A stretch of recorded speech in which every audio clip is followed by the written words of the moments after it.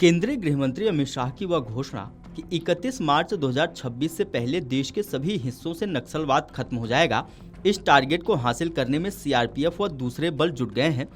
नक्सलवाद से प्रभावित अधिकांश इलाकों में सीआरपीएफ और इसकी विशेष इकाई कोबरा तेज गति से फॉरवर्ड ऑपरेटिंग बेस स्थापित कर रही है।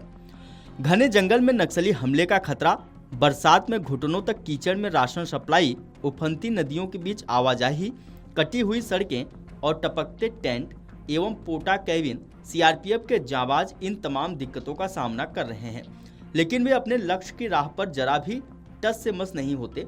उनके जोश में कोई भी कमी नहीं आती। प्राकृतिक बाधाओं के चलते भले ही राशन सप्लाई में देरी हो जाए, लेकिन जवान 31 मार्च 2026 की डेडलाइन नहीं भूलते।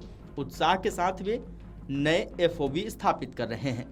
विश्वस्त सूत्रों के मुताबिक एक एफओबी तैयार करने में वैसे तो कई सप्ताह लग जाते हैं, लेकिन मौजूदा समय में 2 दिन के भीतर एफओबी तैयार किया जा रहा है। इसका कारण नक्सलियों के खात्मे की डेडलाइन करीब आ रही है। ऐसे में सुरक्षा बलों पर नए एफओबी शुरू करने का भी दबाव है। फॉरवर्ड ऑपरेटिंग बेस स्थापित करना आसान नहीं है।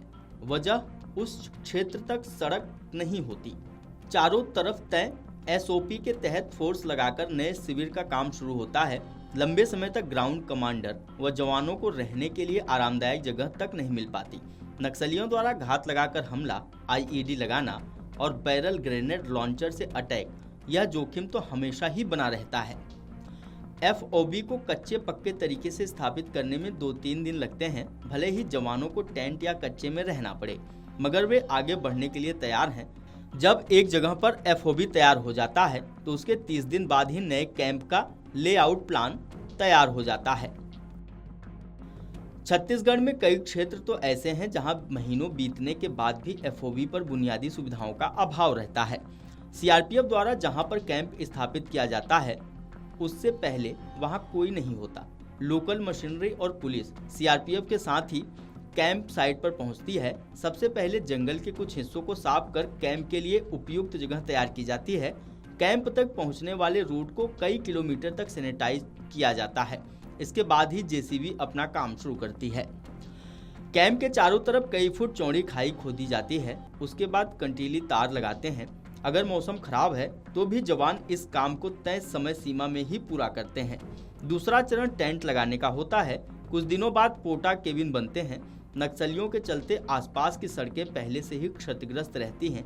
ऐसे में जरूरत का सामान भी सीआरपीएफ और दूसरे सुरक्षा बलों के जवान ही कैंप तक ले जाते हैं।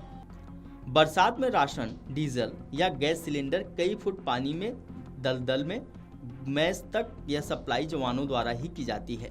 फॉरवर्ड ऑपरेटिंग बेस तैयार होने के दौरान सीआरपीएफ अधिकारी और जवान ग्रामीणों का हाल जानने के लिए उनके पास पहुंचते हैं, उन्हें जरूरत का सामान मुहैया कराते हैं। इस बीच जवानों को आवश्यक कार्य से छुट्टी जाना पड़े तो संसाधनों के अभाव में उन्हें अपनी लीव आगे बढ़ानी पड़ती है। वजह सड़कें टूटी हुई होती हैं या नक्सलियों द्वारा उन्हें बीच से काट दिया जाता है।